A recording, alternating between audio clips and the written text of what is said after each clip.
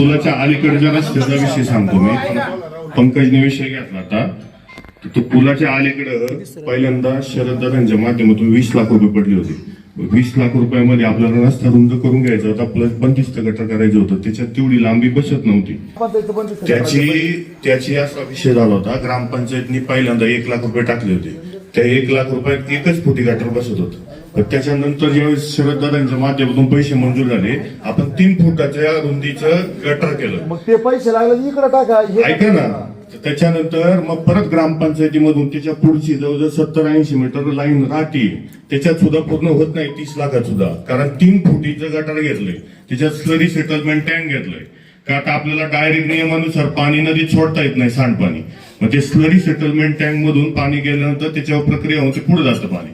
तर ते सगळा प्रोजेक्ट केल्यामुळं आपल्याला तिथं पैसे कमी पडत होते. मग ग्रामपंचायतीकडून आता परत वित्त आयोगातून 3.5 लाख रुपयाची प्रोव्हिजन केली आणि ते पुढचं गटर कंटिन्यू करून घेतलं. त्याचं इस्टिमेट बाकी आहे, त्याच्यामुळे थांबलंय. बाकी काहीच विषय. आता जुळवजुळ आता रस्ता होऊन गेला पुढचा. माझी विनंती आहे बरं का, तुला ते इकडले ग्रामपंचायतचे पहिले पैसे वापर. इकडून आहे ना आपलं हे वॉल कंपाऊंड तोडून आम्ही उभं राहतो. आपण सगळे उभं राहतो टॉयलेट पर्यंत तरी ना आपण बंदिस्त. आणि जो पुढचा भाग आहे ना, आता रस्ता जर होऊन गेला रोडच्या लेवलला येऊ द्या फक्त. आपण पाहतो दसऱ्याचा गाड्या लागतात किंवा बस आली, जे मागे झाले ते पुढे नाही झालं पाहिजे. विनंती त्याच पद्धतीने आपण ते इस्टिमेट त्याच पद्धतीने केलेलं आहे. रस्ता आपण 4 मीटर लेवलला घ्या, म्हणजे जवळजवळ 13 फूट रुंदीचा रस्ता, त्याच्या बाजूला गटर. आता इकडं जागा मोठी होती. तुम्ही महाविषय ऐका ना, इकडचं जे आहे ना, इकडं सुद्धा वित्त आयोगाच्या माध्यमातून 59,000 रुपये का 57,000 ऑरेंज. तर त्या तेवढ्या रकमेचं ते कंपाऊंड दुरुस्तीचं आपण केलंय. त्याला थोडं त्याची पण प्रोसेस बाकी राहिल्यामुळं ते काम आता आलंय अंतिम टप्प्यात. ते 8-10 दिवसात ते केल्यानंतर ते सगळाच रस्ता रुंद होणार आहे. वॉल कंपाऊंड आत घ्या, बंदिस्त गटर लगेच घ्या. काय सगळं एकाच वेळी होणार आहे. थोडंसं पुढे मागं काय झालं तर हा निधी जर वापरला नसता तर हा निधी परत गेला असता, म्हणून हे लवकर केलं. एवढाच विषय. शेतकऱ्यांशी आपण बोलून तुला काय अडचण आली आपण उभं राहू सगळे. 2 झाडं तोडावी लागतील. काय अहो काढा ती 2 झाडं. 20 गुणित तो दिवा तुम्ही बसवला ना. रोजच्या नाश्त्याच आहे. त्या याला फोन करा ना. मला तेच सांगा, आचार्याने दिली ना, त्याचा नंबर आहे बघा. सोलर बसवला, ते झाड तोडून टाकलं. किमान तिथं 25-30 लोक सावली होती. ते सोलर नसतं तरी चाललं असतं. नाही तर सोलर पुढे गेला पाहिजे. लाईट पडत नाही आणि ते झाड नाही बसवलं तो योग्य ठिकाणी. रस्त्यावर बसवलेलं आहे, पण ती लाईट पडत नाही म्हणून झाड तोडले. अहो ती बाळासाहेब चूक नाही. ऐका कोणाची ते काय आलं, ऐका कोणाची बाळासाहेब ऐका ना. सांगा. सोलरवाल्यांनी झाडं तोडली नाही, मी तोडली नाही. झाडं तोडली कोणी? आपला स्वप्न नाही. आणि त्याला कोणतरी कुऱ्हाड आणून दिली. ते झाडं का तोडली तर ते म्हणजे याच्यावर किडे. सोलर साठी झाडं तोडली नाही. काही बोलू नका. सोलरच्या उजाडासाठी अजिबात नाही. कोणी बरोबर स्वतः हो ते स्वप्नाला कोणी सांगितलं नाही. लाईट मी स्वतः होतो. असं कोण म्हणलं लाईट पडत नाही? बिलकुल नाही. या संध्याकाळी कोण येतो मी. या. आणि कोण होतं बसवायला तिथं? मी सांगतो. दोघं तिघच होते. झाडं फक्त त्याच्या वय ना ते किडवान जातं ना, ही खाणी तोडती तोड. मी ते स्वप्नराव चुकी. त्याला सांगितलं थोडं त्याने अख्खं तोडून टाकलं. बाळासाहेबांनी चूक नाही. झाड पण तोडलंय ते स्वप्नाने तोडले. लय उंच आहे ते. काय आले फांद्या खाली होत्या, बाकी नाही काही. ते आम्ही तोडले का? चुकीचं बोलू नका. नाही तोडलं ना, त्यांना समजून सांगा. पुढे चला. आम्ही तोडलं नाही. सदस्य म्हणून तुम्ही काळजी का नाही घेतली? काळजी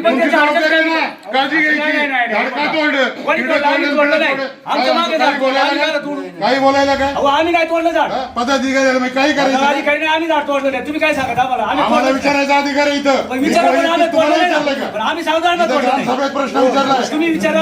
आम्ही ग्रामसभेत प्रश्न विचारला. आम्ही कुठे काय करतो? ग्रामसभेत गैरसमज झाला. त्याला शिक्षा करा. शिक्षा करा. इथं ज्याला एक झाड नाही तोडलं तर किती बॉम्ब झाली होती. आता ते झाड अख्खं छाटून काढले. आम्ही उन्हा सावली लोक बसतात. मग तुम्ही करा ना चौकशी कोणी तोडले. त्याला करा, बोलवा ग्रामपंचायतीत. त्याला ग्रामपंचायतीत बोलवा. आदर राखा. आणि पुढं सभेचं कामकाज चालू करूया. काय झालंय आता बोललं का राग येतो गावाला सुद्धा आणि माणसांना सुद्धा, परंतु आपण प्रतिनिधी निवडून देतो त्यांना त्यांच्या जबाबदारीचं भान पाहिजे. रस्ते होताना चुका ते करतात, संपूर्ण गावाला शिक्षा भोगावं लागते. तुम्ही आज सांगता की तिथं माणसांनी अडचणी आणल्या, तुम्हाला सगळे अधिकार दिलेले असतात, पोलीस प्रोटेक्शन घेता येतं, परंतु त्याच्यात मोठी दुर्दैवाची बाब का तुमचं ग्रामपंचायतीचं दप्तरच धड नाही. रस्ते बनवताना तुम्ही झोपा काढता, त्याचे परिणाम आम्ही भोगतो. मग रस्ता बंद केला का गावात मी वाईट होतो, परंतु रस्त्याचं दप्तर तुमचं चुकीचं आहे. नाही रस्त्याचं रस्त्याचं दप्तर चुकीचं आहे. मला तुम्ही शब्द दिला होता, नाही मला तुम्ही शब्द दिला होता. तू जर शास्त्र बोलला शब्द प्रयोग चांगले कर, शब्द प्रयोग चांगले कर. तरी मी त्याच्याविषयी दिलगिरी व्यक्त करतो आणि तुम्ही मुद्द्याचं समजून घ्या. दप्तर दुरुस्ती आजही झाली नाही. सगळ्या गावांचे आपले सिटी सर्वे झाले, आपण पैसे भरले, ते साहेब आले आणि गेले. गावात रस्ता किती फुटे आहे का तुमच्या गावाचे रेकॉर्ड? तुम्ही खोटे आमचे तिकडे तक्रारी करता की बा रस्ता अडवला, का अडवला याला तुम्ही जबाबदार आहे. तुम्ही चुकीचे रस्ते बनवता, तुम्ही चुकीचे अतिक्रमण करता, आमच्या चुकीच्या माहिती आहे तिकडे पोलीस स्टेशनला देता, परत म्हणता आम्हाला माहिती नाही. मग तुम्हाला नेमकं काय ग्रामपंचायतीचं कळतंय? दप्तर दुरुस्तीला किंवा दप्तराला तुम्ही जबाबदार नाही का? तुम्ही गावात बसा, मी 10 वेळा सांगितलं सिटी सर्वे ऐवजी आपला सर्वे करून घ्या. कोणत्या दोष दुरुस्त्या मी काही म्हणत नाही, कोणाची घरं पाडा, पण ते रस्ता तुम्हाला किती फूट हे तर कळलं पाहिजे. एखाद्याचं 10 फूट आणि जो इथं पदाव आहे त्याचा 5 फूट रस्ता होतो, म्हणजे तुम्हाला त्याचं काही सामाजिक भानच नाही. मग तो पदानुसार तुम्हाला वाकवतो. तुम्ही म्हणता आम्हाला वाईट व्हायचं नाही, वाईट पण आम्ही व्हायचं का? मग रस्ता दिला आता बाळूगावडे चांगला, रस्ता अडवला तर निम्म्या गावांनी मला शिवे द्यायच्या, म्हणायचं तो रस्ता. गावाला हे सुद्धा कळलं पाहिजे की आपण बाळूगावडेच्या रस्त्यात अतिक्रमण, रस्ता बाळूगावडेच्या हाती येते, बाळूगावडे तुमच्या रस्त्यावर आलेला नाही. हे समाजाला कळत नाही तुमच्यामुळं. तुम्ही दप्तर दुरुस्ती करणार कधी? मला सांगितलं होतं निधी आल्यावर येतो. आतापर्यंत ग्रामपंचायतीत 1 रुपया निधी आला नाही का? रस्ता काय झाला नाही तुमच्या ज्यांनी? तुम्ही बेजबाबदारपणे सांगता आमचं वर्ष संपलं, आमचा महिना संपला, मग प्रक्रिया थांबली का तुमची? आता मला बोलत अतिक्रमण झाले ते समजा पंकज असेल किंवा बाळासाहेबांच्या काळात त्यांनी काही जाणून केलेलं नाही. तो रस्ता बाळूच्याकडे सरकलेला आहे. रस्ता सरकल्यानंतर बाळूने काय मला वाटतं 5-6 महिने तो रस्ता बंद केला. आम्ही त्याला समजून सांगायचं खूप प्रयत्न केला, त्यांनी पण आमचं काय ऐकलं नाही. मग 2 शब्द आमचे पण ऐकायला पाहिजे. त्याच्यानंतर शेवटी काय झालं, हे या ठिकाणी सचिन चव्हाण असतील, राहुल गावडे आणि सुरेश वाणी ही 3 माणसं बाळूला भेटले. त्याच्या पद्धतीने आम्ही आर्वीला पण गेलो, त्यांचे मेवणे पण होते, अनंतराव पण होते. त्या पद्धतीने दुसऱ्या दिवशी ग्रामसेवक बस की 20 जो ज्या हॉटेलवर देऊ आपण त्याला ती ग्लासच ग्रामपंचायत द्यायची. म्हणजे कापडात आपल्याला माहिती आहे का त्याच्यात प्लास्टिक आहे, ते आपण त्याच्यातून कॅन्सर होतो किंवा पत्रावळी करत. मी तर म्हणेन प्रत्येकाने हे ग्रामपंचायत सरपंच साहेब आज तुम्ही या ग्रामसभेला ठराव घ्या आपण का जो कोणी म्हणजे प्लास्टिकची पत्रे वापरेल त्याला दंड ठोकवा. कारण काय होतं, आपण प्रत्येक वेळेस आव्हान बऱ्याच वेळा करून झाली, तरी पण वारंवार होते आणि आपणच आपल्या आरोग्याशी खेळतोय. त्यामुळे आपण मला वाटतं ह्या सभेमध्ये ग्रामसभेला आपण ठराव करू का जो कोणी प्लास्टिकची पत्रावळ वापरेल त्याला 1000 रुपये, 2000 रुपये, 5000 रुपये दंड. काय होतं 1000 रुपयाच्या ऐवजी 5000 दंड द्या. काय होतं आपण सुरुवातीला बघा 100 रुपये 200 रुपये याला ज्यावेळेस मोटर वाहनाचे दंड होते त्यास कुणी पण हा जाऊ दे मुर्दे काय फरक नाही. जेव्हा 1000, 2000, 5000 केले ना लोक थांबायला लागले. आता दंड वाढवायचं कारण आपल्याला त्याच्यातून पैसे नको आहेत, त्याची थोडीशी समाजामध्ये भीती तयार होते. मी म्हणेल 5000 रुपये दंड ठेवा का जेणेकरून कुणी प्लास्टिकची पत्रे वापरणार नाही. 5000 एकदा झाला ना मग ते सुधारून हा म्हणजे आणि ग्लास मी श्रीराम सोशल फाउंडेशन मध्ये पण देऊन टाकतो मी तो.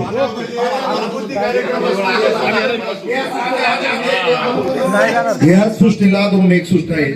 हॉल राहुल आता तू चालवतोय किंवा कुणी चालू, आपण तिथं अरुण शेठ तुम्ही हॉलवर असता 10-1000 पत्रवळ्या आपण पानाच्या आणू. हॉलवाल्यांनी तिथून त्या पत्रवळ्या द्यायच्या, ते पैसे जमा करायचे हॉलवाले ग. म्हणजे जे वापरतोय तिथं तो विषय नाही राहणार. कारण काय होतं, मी बाजारात नाही गेलो ना, मी त्या पत्रवळ्या आणतो. हॉलला आपण बंधनकारक करू, कारण ते जर तिथं बंधनकारक केलं तर त्याचा उपयोग होईल. आपण त्या 10,000 पत्रवळ्या आणून टाकू आणि हॉल जो सांभाळतोय त्याने त्याच्यातून त्या पत्रवळ्या द्यायचे, त्याचे पैसे घ्यायचे. हे एक नियोजन काय आहे, आपण प्रत्येक वेळेस करू शकणार नाही. हॉलवाल्याकडे ते नियोजन देऊ, ती एक सूचना याला अनुसरून होईल. एक मिनिट. सचिन चव्हाण यांनी मांडलेला ठराव मंजूर. हॉलमध्ये हॉलमध्ये आता आपण काहीतरी कोणतरी आपल्याला प्लेटा दिलेल्या आहेत. त्या प्लेटा कशासाठी आहेत? आपल्याला जवळजवळ 1000-1500 रुपये 2000 रुपये पत्रवळीला जातात. त्याच्याऐवजी ज्याचं कार्य असेल त्या तिथं 2 बाया ठेवल्या त्या धुवायला, तर 1000 रुपयात तर ते सगळं होतंय. हे पण सांगणं गरजेचं आहे ना. पत्रवळीला तो पर्याय असताना आपण बाकीचा तास का कशाला करायचं? पण पत्रावळी वापरतात काही ना ती. बरं का, एक मिनिट त्या पत्रावळीची किंमत 2.25 ते 2.5 रुपये. बरं 2 बाया धुवायला ठेवल्या तसे किती लोक जेवतात? 400-500 लोक जेवतात. फार तर 400. 2 बाया ठेवल्या तर 600-700 रुपये अहो, लोक नाही करतील, नाही करतील लोक. बरं एक मिनिट दोन्ही पर्याय ठेवा. एक मिनिट. ज्याला प्लेटा वापरायचं नाही नाही नाही सर्वात महत्व एक मिनिट बरं सर जर आम्हाला हो लागणार होतं तर इकडे धुवायला काय झालं?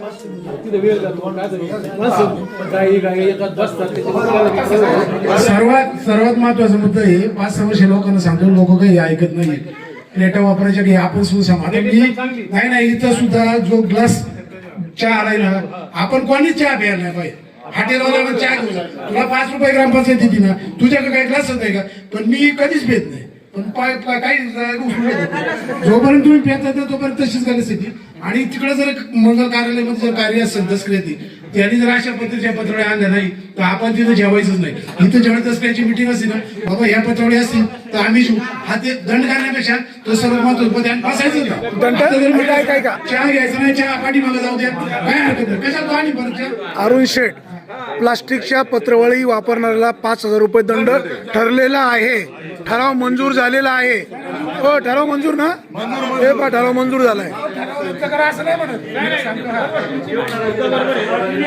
गावात येतील 3 हॉटेलला 50 आणि 100 ग्लास फक्त तुमच्या ग्लासाच्या काचा कोणाला लागणार नाही याची खबरदारी घ्या. 100% आम्ही त्याला काय देतो, तुमच्याकडनं ग्लास आणून देतो, तुम्ही त्याला कोटिंग करू. धन्यवाद. आता तुम्ही इकडे प्लॅस्टिकचे ग्लास का आणता हो? त्यांनी त्याच्यावर सांगितलं होतं की काचेचे ग्लास आणतो आम्ही, इथं सार्वजनिक ठिकाणी आणतो. ग्लास असते 10 ते 12 रुपयाचं, इथं चहा असतो तुमचा 5 रुपयाचा. ग्लास फुटली परत त्याचा रेशो आम्हाला अडचणी, म्हणजे असं त्यांचं उत्तर होतं. परंतु आता जर बंदी झालेली आहे, सचिन भाऊंनी त्याच्यावर सोल्युशन काढले. हॉटेलवाल्यांना ग्लास देणार आहे आणि ग्रामपंचायतला ग्लास देणार आहे. त्याच्यामुळे मनपूर्वक ग्रामस्थांच्या वतीनं धन्यवाद. आता माझं पुढचं चालू करणं विषय. आता जे आपले रस्ते होतात कॉन्क्रीटचे, बोलू का? आता हे रस्त्याचं समजा आता आरसीसी कॉन्क्रीटचा झाला किंवा डांबरी झाला तर त्याची वर्षभराची किंवा काही 1.5 वर्ष जबाबदारी असते त्या कॉन्ट्रॅक्टरची. जाऊन देणार नाही म्हणून सरपंच बाईच्या तिथं आपण जागा पाहिली, कचरा टाकायची सुरुवात केली. का तर सरपंच बाई 5 वर्ष आहे तोपर्यंत, आणि तिथून पुढं ते म्हणले आता मी काय जागा देणार नाही. तेव्हा पलीकडचा अलीकडचा विषय का सांगितला, कचऱ्यासाठी आपण एकदा इथं पण विषय मांडला होता. तर ते लोकांनी आम्हाला असं हे केल्यामुळे कचरा प्रत्येक टाकायची पाळी आली. जागा उपलब्ध करून द्या, आपण सगळे ग्रामस्थ मिळून कचरा टाकू. बरोबर का नाही? गावचा बी पलीकडे आले. हे बघा हो, कचरा व्यवस्थापन हे ग्रामपंचायतचं काम आहे. जागा मिळवायचं गाव सहकार्य करीत. तुम्ही वाणी साहेब म्हटल्याप्रमाणे एक आम्हाला पत्र द्या, ट्रस्टला पत्र द्या की 32 एकर रानामधली जी लोकांना त्रासदायक जागा नाही तिथे आपण जेसीबीने खड्डा करू. जसं आपण मेलेल्या कोंबड्या काढतो ना, त्याला फक्त एवढा झोड ठेवतात, त्याप्रमाणे काही हे करू, त्याला झाकण बनवू, तो कचरा तिथे आपण त्याचा खत बनवता येईल आणि ते मोठा खड्डा करू जेणेकरून परिसरातल्या लोकांना त्याचा त्रास होणार नाही. आपण आणि त्या लोकांना विश्वासात घेऊन करू. कुठल्या आजूबाजूला कोणाची घरं असतील, ती जागा गावची म्हणजे ट्रस्टची जागा तर उपलब्ध करावंच लागेल ना. त्यांचं म्हणणं काय आलं तर तिथं जनावर जातात ना, खड्डा करू ना. हे मोठा कचऱ्यासाठी मोठा प्लॅन करणार आहे तर ते पंचकृषीतले अजून झाला नाही, घेणार आहे. अजून झाला नाही. थोड्या दिवसासाठी तो प्रश्न आहे. गेल्या 5 वर्षापासून ते म्हणत आपली घाण दुसरीकडे टाकायची हे काय आपल्याला योग्य नाही. ते करणार आपण येणार. ऐका 2 मिनिटं ऐका जय भाऊ. अहो ऐका, जेव्हा सरपंच बाईची जागा पाहिजे झाली तेव्हा म्हणजे 2 वर्षात तिकडे चालू होणार आहे. घन कचऱ्याला आपल्याला मॅडम खर्च करता येतो. तुम्ही जागा नोंदू शेड ट्रस्ट ग्रामपंचायतला उपलब्ध आपण सर्वजण करून देऊ. घनकचऱ्याच्या माध्यमातून सुका घनकचरा त्याला पैसे फंड आहे. आपल्याला तो जेडपीकडून राहून आणता येईल किंवा ग्रामपंचायतला आपल्याला खर्च येते. आपल्याला ती बाब आपली सोडू, आपण सर्वजण एक राहू, कारण ती सगळ्या गावची व्यवस्था आहे. नंदू शेख म्हटल्याप्रमाणे पलीकडे सुद्धा आता रस्ता चांगला झालाय, तिकडे सुद्धा घंटा गाडी जी आपण ठराव घेतलाय त्या पद्धतीने मॅडम तुम्ही अंमलात आणून तुमच्या कार्यकाळात ती घंटा गाडी चालू करावी अशी मी तुम्हाला विनंती करतो. ग्रामपंचायतनी आतापर्यंत जेवढी कामं केली, जेवढं तुम्हाला सहकार्य लागलं ते गावाच्या सर्व ग्रामस्थांनी केलं. तुम्ही जे करता येईल तेवढं तुमच्या परीने केलं. जे लागल ते आम्हाला स्मरून तुम्ही चांगल्या प्रकारे केलं असं मी मानतो. तुमचा कार्यकाल चांगल्या प्रकारे गेलाय. असाच कार्य तुम्ही सर्व ग्रामस्थांनी प्रशासकाचं पर्यंत. ग्रामसेवक मॅडम नवीन आहे, त्यांना गावची माहिती नाही, त्यांना जे लागेल मॅडम तुम्ही सुद्धा गावातील सर्व कार्यकर्त्यांना विश्वासात घ्या. ज्या भागातील कार्यकर्ते आहेत त्यांना अडचणी विचारा आणि त्या पद्धतीने आपण गावबाब म्हणून ग्रामपंचायतला सहकार्य करून आपल्याच भौतिक विकासासाठी आपण मदत करू. जसं सचिन भाऊने ग्लास दिली त्यांचं सुद्धा अभिनंदन, कारण जे देतोय त्याचं आपण अभिनंदन केलं पाहिजे. आणि त्या पद्धतीने मॅडम तुम्ही जबाबदारी घ्या, कारण तुम्हाला गावची काही गोष्टी माहिती नाही. जे असतील ज्या भागातील लोक त्याला प्राधान्य द्या आणि त्या पद्धतीने प्रशासक आहे तोपर्यंत काम तुम्ही चांगल्या प्रकारे करावं एवढंच या ठिकाणी तुमचं अभिनंदन करतो. ग्रामपंचायत सरपंच उपसरपंच सर्व सदस्यांचं पुन्हा एकदा मी सर्व ग्रामस्थांच्या वतीने अभिनंदन करतो. तुमच्या कार्यकाळाला शुभेच्छा देऊन थांबतो. धन्यवाद. राम देवस्थानला ठराव देताना सूचक माझं नाव टाका, ही सदस्य आहेत आणि ते पण ट्रस्टी यांचं सूचक अनुमोदन यांना यांचं पत्र नको. तर ते पदाधिकारी आहेत, तर विलासराव उलट बबन मराठी सूचक लिहा आणि आनंदराव खांडगे अनुमोदक लिहा. ते नाही चालणार का?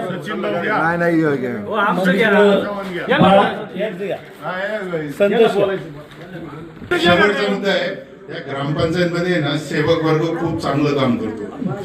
ते त्यांचं कोणी अभिनंदनही करीत नाही, काही करीत नाही. सेवक वर्ग आहे, मॅडमचं अभिनंदन केलं ना.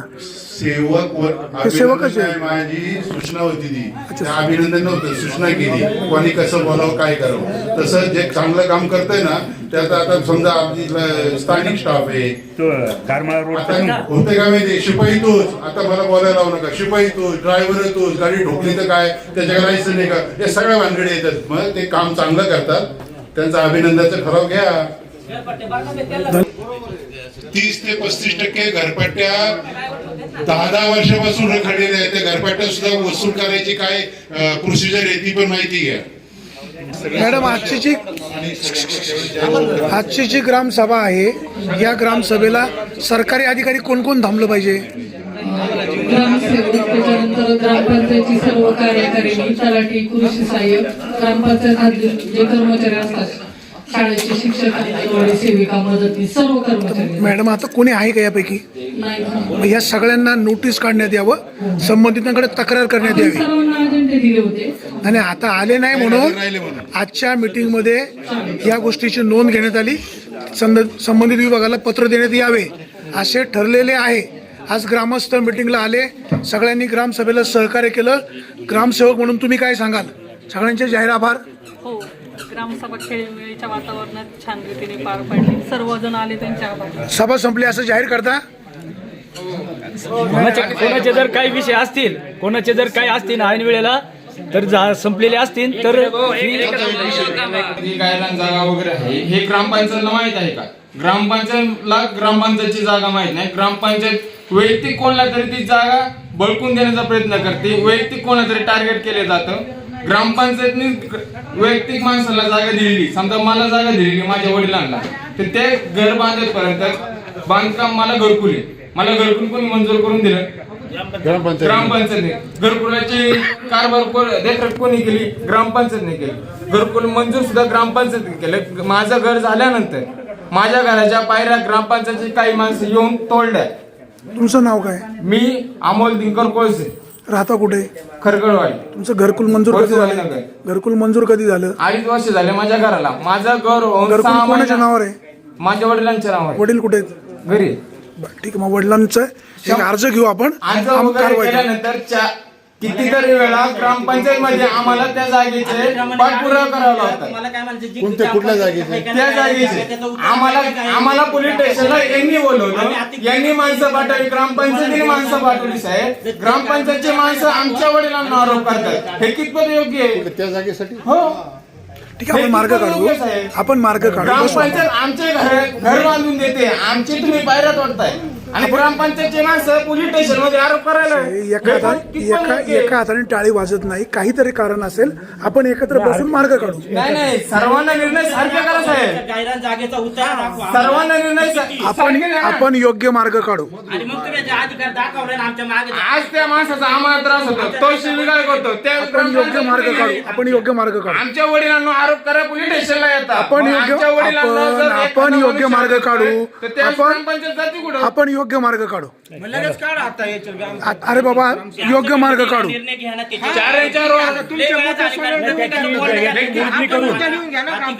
हा, ठीक आहे. हो,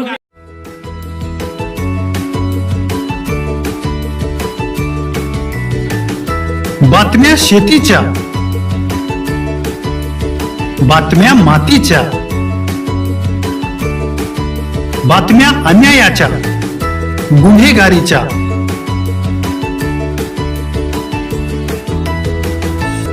राजकारणाच्या आणि समाजकारणाच्या,